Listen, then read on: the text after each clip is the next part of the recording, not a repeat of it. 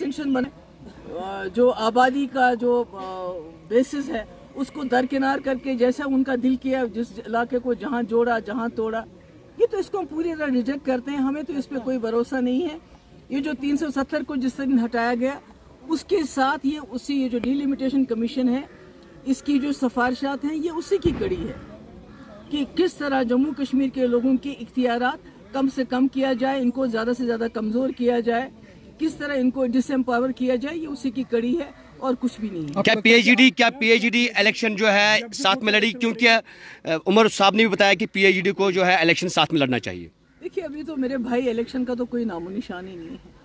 अभी तो कुछ पता ही नहीं हमें इलेक्शन होंगे नहीं होंगे, और जब होंगे तो बिल्कुल हम सब, देखिए फारूक साहब हमारे चेयरपर्सन हैं, तो वो बैठ के फैसला करेंगे कि हमें किस तरह इलेक्शन लड़ना है। मैंने पहले भी कहा ये इलेक्शन का सवाल नहीं है। पीएचडी को एक बहुत बड़ी लड़ाई लड़नी है। जो जम्मू कश्मीर इस वक्त लोगों का दम घुटता है, बात नहीं कर पाते। आप लोगों का क्या हाल है? आप जो जर्नलिस्ट हैं, आप अपनी बात बताइए मुझे। कितने सारे जर्नलिस्ट ने जेल में डाल दी, यूएपीए पीएसए के अंडर, कोई बात नहीं कर सकता है, दम घुटता है। तो इस तरह मैं कहती हूँ कि हम बैठेंगे, मिलके बात करेंगे और इंशाल्लाह इलेक्शन की बात ही नहीं बल्कि हम मिलके इकट्ठे चलेंगे और इस जम्मू कश्मीर को इस मुसीबत से बाहर निकाल। देखिए, इस पर हम बड़े अपनी नाराज़गी का जो इजहार कर रहे हैं इस डिलिमिटेशन रिपोर्ट पर, हम इससे बिल्कुल नेगेट करते हैं इस रिपोर्ट को, क्योंकि इस रिपोर्ट ने बहुत सी सीटों को ऐड किया है, जम्मू के खिते में भी और कश्मीर के खिते में भी। वहाँ पर 43 कर दी गई हैं और यहाँ 47। उसके अलावा फर्स्ट टाइम जम्मू कश्मीर की इस असेंबली में इन्होंने सीटों को रिज़र्व किया गया है, लेकिन उस रिजर्वेशन में इन्होंने हमें बिल्कुल इग्नोर किया। आपको ये मालूम है कि डिलिमिटेशन कमीशन जो है उसका बेसिक जो फंडामेंटल है कि किस तरीके से कॉन्स्टिट्यूंसी को कॉन्स्टिट्यूट किया जाए, वो सबसे बड़ा होता है कि उन्हें पहले किसी खिते की रिप्रेजेंटेशन बराबर देनी पड़ती है। उसके बाद अगर पॉपुलेशन है तो उसको भी रिप्रेजेंटेशन देनी पड़ती है। तो अगर इन्होंने खिते की रिप्रेजेंटेशन डिवीज़न किया पूरे स्टेट को, लेकिन पॉपुलेशन को जो डिवीज़न किया वो कहाँ किया? मुझे बताइए। अगर वो लोग शेड्यूल कास्ट शेड्यूल ट्राइब को दे रहे हैं, उसके अलावा उन्होंने एक माइनॉरिटी के लिए रिकमेंड की हैं 2 सीटें कश्मीरी पंडित्स के लिए, और सिखों को इग्नोर कैसे करेंगे अगर उस पॉपुलेशन को वो शेयर दे रहे हैं? बट हमारी पॉपुलेशन को क्यों इग्नोर किया जा रहा है? क्या हम जम्मू कश्मीर के खिते के हिस्से नहीं हैं? मैं उनसे भी पूछता हूँ जो पॉलिटिकल पार्टीज़ के मेंबर्स थे, मेंबर पार्लियामेंट लोग थे, इस कमेटीज़ में के मेंबर थे, चाहे वो बीजेपी से थे या वो नेशनल कॉन्फ्रेंस से थे, उनकी आवाज़ कहाँ थी इस सारे डिलिमिटेशन रिपोर्ट में? क्या उन्होंने इस बारे में कोई बात नहीं की सिखों के बारे में? तो ये जवाब मैं सेंटर से मांगता हूँ, डिलिमिटेशन कमीशन से मांगता हूँ। क्या उन्होंने फेयर जस्टिस की है यहाँ की पॉपुलेशन के साथ? अगर उन्होंने रिप्रेजेंटेशन देनी थी, माइनॉरिटीज़ को देनी थी, माइनॉरिटी स्कैटर्ड है। सिख माइनॉरिटी जो है ये जम्मू में भी 270 के करीब पॉपुलेशन है और कश्मीर में 80,000 लोग हैं। टोटल मिला के 350,000 की पॉपुलेशन है। कहाँ डिफरेंस है हमारा कश्मीरी पंडित और सिख के बीच में?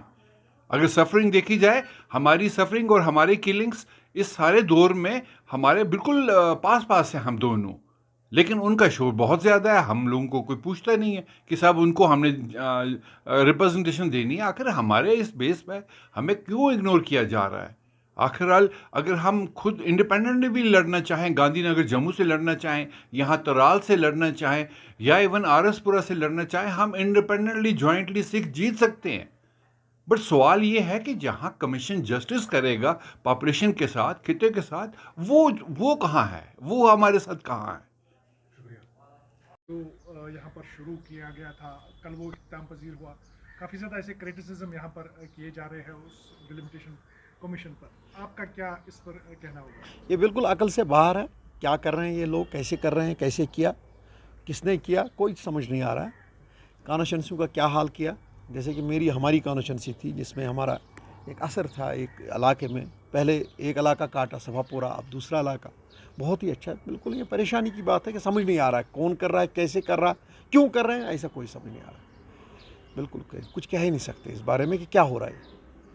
आपकी कॉन्स्टिट्यूंसी को किससे मर्ज किया गया? आधी तो पहले गांधरबल के साथ कर दी गई, आधी तो अब बांडीपोरा के साथ, बांडीपोरा का इधर के साथ, उधर का इधर के साथ। क्या है मामला, ये समझ ही नहीं आ रहा है। क्या आपकी कॉन्स्टिट्यूंसी का क्या हुआ फिर?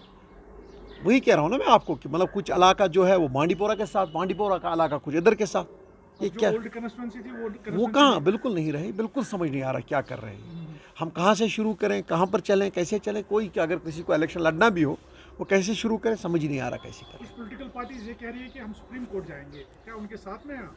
सुप्रीम कोर्ट अगर इसमें कोई प्रोविजन होता तो मैं सबसे पहले तो मैं साथ रहूँगा, लेकिन पता नहीं शायद प्रोविजन है भी कि नहीं। उनको हमेशा मैं कुछ पॉलिटिकल पार्टीज़ को यही कहता हूँ कि कम से कम लोगों को मैंने लास्ट टाइम भी बोला था वही कहें जो मुमकिन है। अगर ये मुमकिन नहीं है तो कहना चाहिए कि नहीं मुमकिन नहीं है, शायद ये मुमकिन नहीं, शायद ये झूठ है, तो हम वो पॉलिटिकल पार्टीज फिर झूठ बोल रहे हैं। यहाँ के पॉलिटिशियंस को क्या इनिशिएटिव लेना चाहिए इसके लिए? पॉलिटिशियनों को तैयार रहना चाहिए। क्यों, जो लोग हैं कश्मीरी है, अगर बांडीपुरा का कोई इलाका हमारे साथ जोड़ा गया है, अगर वो हमने अच्छा किया होगा अपने लोगों के साथ या कोई चीज़, तो वो हमें मदद करेंगे। हमें इसमें घबराने की ज़रूरत नहीं, हमें तैयार रहना चाहिए। फिर भी किस चीज़ के लिए हमें इलेक्शन के लिए और लड़ने के लिए तैयार रहना चाहिए, घबराने की कोई ज़रूरत नहीं। ऐसा नहीं क्योंकि लोग वोट बाहर लोग देते हैं। इसके लिए भी आप हाँ, लोग वोट देते हैं या काट छाट करने से कुछ नहीं होगा, कुछ भी फ़र्क नहीं पड़ता है किसी को भी नहीं। ये हमें उन लोगों को समझना चाहिए जो ये लोग कर रहे हैं। Thank you sir.